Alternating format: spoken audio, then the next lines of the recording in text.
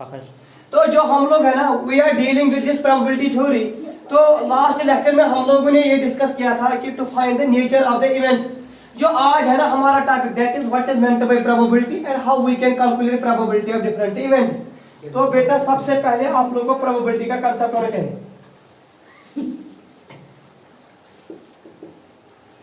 Probability of an event. Faizan, अगर आपके पास एक इवेंट है ना, इसकी प्रोबेबिलिटी हम कैसे डिफाइन करते हैं? तो before going on this, Arvind आप मुझे बताओ what is event? Event is a subset of sample space. तो बेटा जब भी हम बात करेंगे ना प्रोबेबिलिटी की, तो हमें सैंपल स्पेस का कांसेप्ट होना चाहिए और इवेंट का कांसेप्ट होना चाहिए।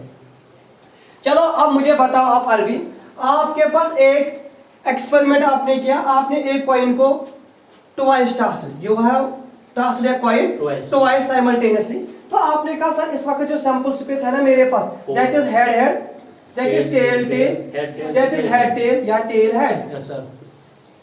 Zahra you people are tossing a coin twice, आप लोगों ने एक कॉइन को दो बार टॉस किया। तो आपने कहा जो सर सैंपल स्पेस है ना, सैंपल स्पेस में जो आउटकम्स है ना उनका नेचर होगा head head, tail tail, head tail and tail head. Tabish अब मुझे बताइए, आपके पास सैंपल स्पेस है, मुझे बताना इस सैंपल स्पेस की cardinality means number of elements. 4। Very good, इसमें 4। अब बेटा मैंने कहा आपको आपके पास एक इवेंट है A represents one head at least. जो इवेंट ए है ना आपके पास Tabish, that represents one head at least. तो आपने कहा ए में आएंगे elements head head, tail head या हेड टेल, यही है ना बेटा? तो मुझे बताना Arvind N of A, cardinality of event कितनी है? 3। आज आपका टॉपिक है that is probability of an event, how we can define probability of an event. तो आप लोगों ने कहा जब भी हम इवेंट की बात करेंगे तो हमारे पास रहती है सैंपल स्पेस। अब मैंने आपको एग्जांपल दी है, हमारे पास बेटा सैंपल स्पेस है, हमने एक कॉइन को दो बार टॉस किया, तो you say that sample space like this. अब इस सैंपल स्पेस की कार्डिनलिटी नंबर ऑफ एलिमेंट्स, इसमें कितने आउटकम्स है? That is 4। इसके बाद आपने लिया शायद ए, एक इवेंट है that represents number of heads eight least one head at least. तो आपने कहा एन ऑफ ए 3 है। तो बेटा अगर मुझे प्रोबेबिलिटी ऑफ ए निकालनी, मींस आपको निकालना है probability of an event which represents at least one head. यहां से आपका अरविंद क्लियर होगा, you have to find the probability of an event which represents at least one head। तो सभी लोग देखेंगे कैसे डिफाइन करते हैं, that is number of elements in A divided by total number of elements in S। तो बेटा probability of an event A, Monis ये Arvind, probability of an event A, जो probability of an event है ना, it is defined number of elements in the given event divided by total number of elements in sample space। तो आपने कहा that is 3/4। this is how we can calculate the probability। तो बेटा जब भी आपको probability of an event define करना होगा ना, वहां आएगा एग्जाम में define the probability of an event. तो ताबिश आप क्या लिखेंगे? Probability of event A is defined number of favourable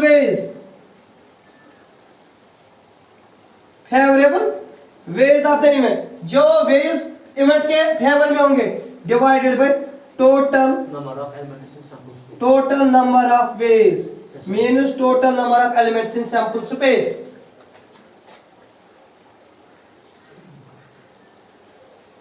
हाँ बेटा, जो हमारा टॉपिक है ना आज का, जो लोग थोड़ा लेट ज्वाइन कर रहे हैं तो वो सुनेंगे, हमारा टॉपिक है आज प्रोबेबिलिटी ऑफ एन इवेंट। तो बेटा before going to discuss probability of an event, तो आप लोगों का इवेंट का कंसेप्ट है event is a subset of sample space. तो बेटा जब भी हम प्रोबेबिलिटी डिस्कस करेंगे we have to discuss sample space, we have to discuss the event. आप लोगों ने कहा सर हमारे पास एक एक्सपेरिमेंट है, we are tossing a coin twice, तो सैंपल स्पेस मिलेगी head head, head tail, tail head, tail tail. अब सर ए हमारे पास एक इवेंट है, it represents at least one head, तो सर इसमें आएगा head head, tail head, head tail. तो अगर सर हम देखेंगे cardinality of A that is 3, अगर हम कार्डिनलिटी ऑफ ए को डिवाइड करेंगे, अगर हम cardinality of an event divided by sample space करेंगे, that represents probability. So probability of an event is defined as number of favourable ways to the event divided by total number of ways। आरबीन यहाँ तक clear बेटा। अब आपको शाहिद वहां एक और ऑब्जेक्टिव आया है बी। बी एक इवेंट है, it represents exactly two heads. It represents exactly two heads. तो मुझे आप में से कोई इसकी प्रोबेबिलिटी क्या निकाल के दो। आपने कहा बी का वैल्यू आएगा head comma head sir, exactly two heads. तो कार्डिनलिटी ऑफ बी आरबीन आएगी 1 है ना। आपको निकालना है बेटा probability of B, that is N of B divided by N of S, isn't it, that is 1/4 बेटा। अब क्लियर। तो प्रोबेबिलिटी ऑफ एन इवेंट हम डिफाइन करते हैं number of ways favourable divided by total number of ways. This was the first point. अब probability पे कुछ conditions है। When we can say the given assignment, when we can say the given statement is probability valid or invalid। तो सभी लोग note करेंगे कुछ points, जो ऑनलाइन है वो लोग स्क्रीनशॉट लेंगे। अभी तो पहला पॉइंट प्रोबेबिलिटी के लिए, some important results related to probability, some important results. पहला शायद पहला पॉइंट जो प्रोबेबिलिटी ऑफ एन इवेंट है ना, प्रोबेबिलिटी का value always lies between 0 and 1, ये याद रखना। Probability 0 lesser equal to P of A lesser equal to 1। Probability value lies between 0 and 1। जो कॉलेज स्टूडेंट है ना, इससे पहले इन दिनों तो आप लोगों का डिस्क्रिप्टिव एग्जाम हो रहा है, इससे पहले आप लोगों का ऑब्जेक्टिव आ रहा था, उसमें पहला क्वेश्चन आया था probability of an event always lies between, नीचे वैल्यू है 0 एंड 1। तो अगर आपको कभी प्रोबेबिलिटी ऑफ इवेंट मिला 2 तो आप कहना कि इट इज इनवैलिड। अगर आपको माइनस मिला तो आप कहना कि इट इज बिकॉज़ प्रोबेबिलिटी का वैल्यू ऑलवेज 0 एंड 1। अब आप में से मुझे कोई बता when probability equal to 0, when the probability of an event is equal to 0। हाँ बेटा, कोई ऑनलाइन लोग बोलो प्रोबेबिलिटी ऑफ एन इवेंट कब 0 होगी। मैं एक एग्जांपल दूंगा। मैंने एक कॉइन को टॉस किया, मुझे बताना आप में से कोई सैंपल स्पेस क्या आएगी, हेड कामा टेल। अब मैंने आपको कहा मेरे पास ए एक इवेंट है, इवेंट ए है ना, इट रिप्रेजेंट्स 2 हेड्स। जो इवेंट ए है ना, इट रिप्रेजेंट्स एग्जैक्टली 2 हेड्स। तो आप लोगों ने कहा प्रभु ए इवेंट में कोई एलिमेंट नहीं है, तो आपने कहा एन ऑफ ए है ना, that is 0। This event is called null event. याद आया, मैंने कहा था आप लोगों को null event means when there is no point of sample space. तो बेटा आपने कहा प्रोबेबिलिटी ऑफ ए मिलेगी sir N of A divided by N of S, that is 0 divided by 2, that is 0। तो सभी लोग नोट करेंगे whenever probability of a equal to 0 the event is called a null event। जब probability of an event is equal to 0 Shahid, the event is called null event। तो objective याद रखना, null event की probability होती है 0। अब मुझे बताना आप में से कोई probability is equal to 1 ये कब होगी, जब इवेंट होगा श्योर इवेंट, है ना। whenever we are performing an experiment we are getting the event, तो बेटा that is called sure event, है ना। ये भी नोट किया ना। तो अरविंद पहला पॉइंट क्या है, प्रोबेबिलिटी का value always lies between 0 and 1। और बेटा दूसरा probability of an event is equal to 0 only in case when the event is null event, and probability is equal to 1 when the event is sure event. तो बेटा आप लोगों ने अपने 11th class में एक रिजल्ट पढ़ा है सेट थ्योरी में Arvind, cardinality of A union B, याद है कुछ, that is cardinality of A plus cardinality of B minus cardinality of A intersection B. N of A union B होता है N of A plus N of B minus N of A intersection B. अब बेटा मैंने इसको ऐसे लिखा N of A union B divide by किया मैंने एन ऑफ एस से, यहां भी किया मैंने Arvind N of A plus N of B minus N of A intersection B divide by N of S. कोई दिक्कत बेटा, क्योंकि दिस एंड दिस कैंसिल, अपना क्वेश्चन वापस। तो आपने कहा N of A union B divide by N of S मिलेगा, N of A divide by N of S plus N of B divide by N of S minus N of A intersection B divide by N of S. कोई दिक्कत? लेकिन अभी आपने कहा अगर cardinality of an event divided by sample space, उसको कहते हैं प्रोबेबिलिटी। तो शायद आपको मिला probability of A union B is equal to probability of A plus probability of B minus probability of A intersection B. This is one of the important result of probability. Probability of A union B is equal to probability of A plus probability of B minus probability of A intersection B.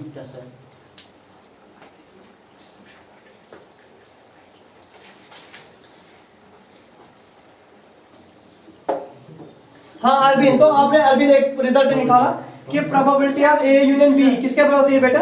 Probability of A union B is equal to probability of A plus probability of B minus probability of A intersection B, है ना। अब बेटा मैं कह रहा हूं आपको ए और बी है ना, ये म्यूचुअली एक्सक्लूसिव इवेंट्स है। शायद जो ए और बी है ना, they are mutually exclusive events. तो आपने कहा इनका इंटरसेक्शन होगा 5, है ना। तो probability of A intersection B जो है ना वो 0 के बराबर होगी। अगर probability of A intersection B 0 है ना, आपको मिलेगी probability of A union B बराबर probability of A plus B. तो मुझे बताना वहां आपको ऑब्जेक्टिव आएगा ए और B are mutually exclusive, then probability of A union B, तो that is probability of A plus probability of B. जब ये म्यूचुअली एक्सक्लूसिव होंगे, म्यूचुअली एक्सक्लूसिव, आरबी नोट करना point, when events are mutually exclusive probability of A union B is equal to probability of A plus probability of B। शायद अब आप लोगों के लिए ऑब्जेक्टिव ताबिश, आप में से मुझे कोई बताना प्रोबेबिलिटी ऑफ सैंपल स्पेस किसके बराबर आएगा? मैं देखूंगा प्रोबेबिलिटी ऑफ सैंपल स्पेस, हां, that is n of s divided by n of s, number of favourable variable divided by total number of variables, तो वो 1। तो probability of sample space is always 1।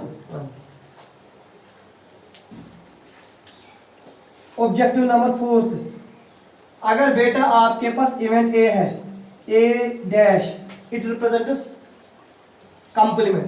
अगर प्रोबेबिलिटी ऑफ ए कंप्लीमेंट निकालनी होगी आपको, that is always 1 minus probability of ए। याद रखना probability of A complement means this means probability not a happening, that is 1 minus probability of. अब आपका question होगा क्यों? क्योंकि जो टोटल प्रोबेबिलिटी है वो किसके बराबर होता है? 1। तो probability of A plus A complement आएगा ना 1 माइनस प्रोबेबिलिटी ऑफ ए। तो Arbin probability of A complement होती है 1 माइनस प्रोबेबिलिटी ऑफ ए।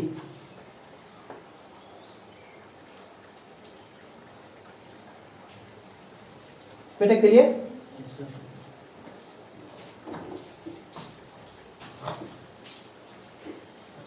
जो ऑनलाइन है वेदर ऑफलाइन, आप लोग ने अपने 10th क्लास में पढ़ा है, अगर वहां आया था आपको objective probability of not E, probability of not, इसी को कहते हैं probability of E complement. Arbin वही होता है 1 माइनस प्रोबेबिलिटी ऑफ ई, जो भी आपने लिखा प्रोबेबिलिटी ऑफ ए कंप्लीमेंट होता है 1 माइनस प्रोबेबिलिटी ऑफ ए। तो ये 1 का कांसेप्ट कहां से आ गया? Because total probability is equal to 1। इसके बाद है बेटा एक और topic that is called conditional probability. Conditional probability conditional probability 11th वालों को नहीं है, लेकिन जो बीसीए वाले स्टूडेंट है ना उनको ये कंसेप्ट है। तो ताबिश आप लोग देखो, conditional probability means probability of A given by B. शायद this symbol is called probability of A given by B, this is always equal to probability of A intersection B divide by probability of B, this is called conditional probability. Tabish अगर A और B दो events हैं, then the probability of A given by B, this is called conditional probability. Probability of A given by B, that is probability of A intersection B divide by probability of B. या बेटा probability of B given by A, that is equal to probability of A intersection B divide by probability of A, this is called conditional probability. ये याद रखना, अभी तक आप लोगों ने कभी नहीं पढ़ा होगा। This is called probability of A given by B, this is called conditional probability. ठीक है, अब थोड़ा मैं 2-3 क्वेश्चन दिखाऊंगा तो आप लोगों को क्लियर हो जाएगा कि हम लोगों ने क्या पढ़ा। बोलना बेटा आप अरबिन 16.3 का पहला क्वेश्चन जहां से आपको क्लियर होगा। Which of the following is a valid statement for probability or invalid, ये है ना। तो आप मुझे बता पहला क्या है आपके पास दिया है, यहाँ देना बेटा असाइनमेंट सर। आपने कहा मेरे पास सर इवेंट्स है, मैंने कोई एक्सपेरिमेंट किया है, वहां पर प्रोबेबिलिटी ऐसा दिया है, सभी लोग देखेंगे। आप लोगों का क्वेश्चन फर्स्ट ये है, सभी लोग देखेंगे आपके पास यहाँ पर ए है, यहाँ पर बी है, यहाँ पर सी है, यहाँ पर डी है, से है ना। ये आपका असाइनमेंट है। आपको ए की प्रोबेबिलिटी दी है 0.1, आपको जो दूसरा है इसकी दी है 0.01, 0.001, इसके बाद दिया है 0.05 से, इसके बाद दिया है 0.003, 0.003 है ना। इसके बाद आपने कहा ई एक और इवेंट है सर, उसकी प्रोबेबिलिटी दी है 0.01। इसके बाद अरबिन आपने कहा मेरे पास सर एफ एक इवेंट है, एफ इवेंट की कितनी दी है बेटा 0.26। इसके बाद आपने कहा सर मेरे पास एफ जी भी एक इवेंट है, उसकी प्रोबेबिलिटी है 0.6। ये पहला आपका पहला पार्ट है। दूसरे पार्ट में आपने अरबीन कहा कि मेरे पास सर जो ये है ना, पहला ए की प्रोबेबिलिटी है 1/7, जो बी है इसकी भी 1/7, जो ये आपने कहा ये ए है, ये बी है, सी की भी है बेटा 1/7, जो डी है इसकी भी 1/7, जो ई है इसकी भी 1/7, जो सर एफ है इसकी भी 1/7, जो जी है इसकी भी 1/7। Sir whether this is a valid और invalid, which of the following can not be a valid statement for probability. आपको बताना है इनमें कौन सा वैलिड स्टेटमेंट है प्रोबेबिलिटी या नहीं। सभी लोग देखेंगे।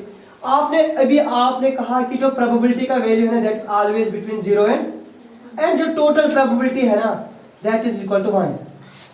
अगर यहां से आप देखेंगे ना अरविंद, प्रोबेबिलिटी ऑफ ए क्या है बेटा आपके पास 1/7, प्रोबेबिलिटी ऑफ बी कितनी है 1/7, प्रोबेबिलिटी ऑफ इवेंट सी भी कितनी है 1/7, प्रोबेबिलिटी ऑफ डी इवेंट की भी कितनी है 1/7, प्रोबेबिलिटी ऑफ इवेंट ई की भी है 1/7, प्रोबेबिलिटी ऑफ एफ इवेंट की भी है 1/7 और प्रोबेबिलिटी ऑफ जी इवेंट की भी है 1/7। तो आपने कहा therefore sum of probabilities that is equal to summation P of A i's, sum of probability, ये तो 1 के बराबर होना चाहिए, देन इट इज वैलिड। तो आपने कहा that is 1/7 plus 1/7 plus 1/7 plus 1/7 plus 1/7, 1 2 3 4 5 plus 1/7 plus 1/7, सभी में 7 नीचे है, ऊपर जब ऐड करेंगे वो भी 7 और 7 कैंसिल। तो सम ऑफ प्रोबेबिलिटी किसके बराबर मिला 1। तो तो आपने कहा this is a valid statement. ठीक, इस ऐसे बेटा आप इसको ऐड करेंगे, अगर ये 1 के बराबर मिला तो आप कहेंगे ये वैलिड स्टेटमेंट। इसके बाद में एक और एग्जांपल दूंगा आपको, अरविंद आप मुझे बताना वो वैलिड है या नहीं, ये देख लिखना है बेटा। सपोज आपको वहां दिया है एक स्टेटमेंट इज लाइक दिस, ए है पार्ट नंबर 3, उसमें प्रोबेबिलिटी ऑफ ए जो है ना इवेंट ए, इसकी प्रोबेबिलिटी दी है -0.1, दूसरा इवेंट है बी, इसकी प्रोबेबिलिटी दिया है सपोज 0.2, सी दिया है 0.3, डी दिया है 0.4, एफ दिया है, ई दिया है 0. एफ का वैल्यू है 0.5 मानो, जी का वैल्यू है 0.6 और एफ का वैल्यू है, जी का वैल्यू है 0.7। मुझे बताना आप में से जो लोग ऑफलाइन है ना, ये वैलिड स्टेटमेंट है। आप लोगों ने कहा सर नजर से इट इज इनवैलिड, मैंने पूछा आपसे क्यों, आपने कहा सर प्रोबेबिलिटी लेवल आ गई जो है ना, तो आपने कहा it is invalid statement because probability always lies between 0 and 1 and sum of probabilities is always equal to 1, क्योंकि अभी आपने कहा ना probability of S sample space, तो that is equal to 1। बेटा क्लियर। इसके बाद में एक क्वेश्चन दिखाऊंगा तो आप लोग फिर उसके बाद करना बाकी क्वेश्चन, ठीक है।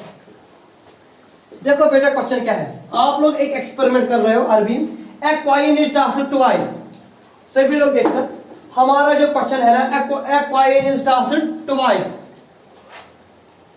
a coin is tossed twice, तो आप लोगों ने कहा सैंपल स्पेस आएगी head head, tail tail, head tail या टेल है, ये आएगा बेटा। तो अरबी n ऑफ s किसके बराबर मिलेगा 4 के बराबर। अब आप लोगों को निकालनी है probability of an event, a prime number and a coin is tossed twice, what is the probability at least one tail occurs। आप लोगों को इवेंट दिया है a, at least one tail occurs। Arvind आपको इवेंट ए है ना, इसमें at least one tell. आपने कहा सर ए में आएगा टी टी एच टी या टी एच, यही है ना बेटा। तो मुझे पता ना एन ऑफ ए किसके बराबर मिलेगा, तो प्रोबेबिलिटी ऑफ ए क्या होती है बेटा, आपने कहा N of A divided by S, that is 3/4। बेटा आप क्लियर। इसके बाद क्वेश्चन नंबर 2 दिया है आपको, ए डाई इज थ्रोन, आपको एक डाई को थ्रोन करना है। तो अरविंद बताना सैंपल स्पेस क्या आएगी, 1 2 3 4 5 एंड 6, यही है ना। आपके पास ए दिया है इवेंट, अरविंद सीखना, a prime number appears, prime number appears. तो मुझे बता ए में कौन कौन सा आएगा प्राइम नंबर, 2 3 और 5, यही है ना प्राइम नंबर 2 3 5। तो आपने कहा sir this implies N of S is equal to 6 और this implies N of A is equal to 3। तो मुझे बता बेटा प्रोबेबिलिटी ऑफ ए क्या आएगी, 3/6 दैट इज 1/2। बेटा क्लियर हुआ।